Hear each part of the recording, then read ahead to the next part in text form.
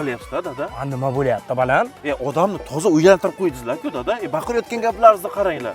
Nima bo'lyapti? Bunchalik og'riyotgan bo'lsa, boringlar, davolaninglar doktorga. Rossiyada bu gapni mobod aytsangiz, ustalaringizni kulib tashlaydi-ku. Ulim, endi bu bizada urf-odat. Rossiyada nima degani? Tarjimasi aytaymi? Ayt. Mana shu bo'ladi.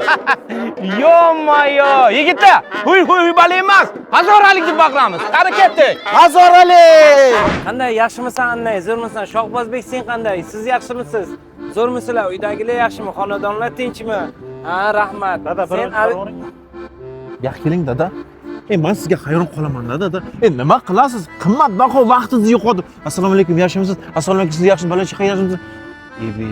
Dada, bir so'z salom alaykum. Bizda Rossiyada unaqa qilmaydi. Всем привет deydi, ketadi, tamom. gapirib bo'ldingmi, yottaverot. Rossiyada yurib o'zligingni yo'qotibsan. Mana kitobni o'qida, keyin meni oldimga kel. Qilma menga. O'zbekchilik maqollari erda er qiladigan xotin, qora yer qiladigan Xotin bo'ladi. Men senga kitobda hamma joyini varaqlab tashlamadim. O'zingga kerakli joyini o'qi dedim. Xuddi bir varaqlasang rasm chiqar ekandek. Mana bu yerda bir nima bo'lish kerak, yottayroq. Dada, nima настроениyangiz yo'q? Kuni bo'yi menga недовольно bo'lyapsiz. Недовольно bo'laman-da, mahallada gap so'z yuribdi. Ayla G'ayrat Navoiy Cityda joylashgan Anor Rezidence loyihasidan bir xonali uy olibdi. Mana 100% to'lov qilgani uchun har bir metr kvadratidan 1 million so'm skidka qilib berdi.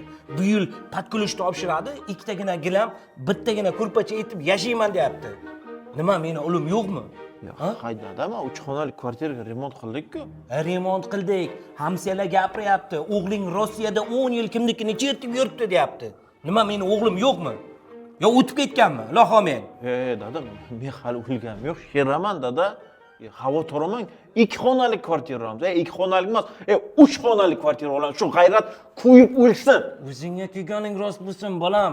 Aynan ketdi. Selu yetib berdi.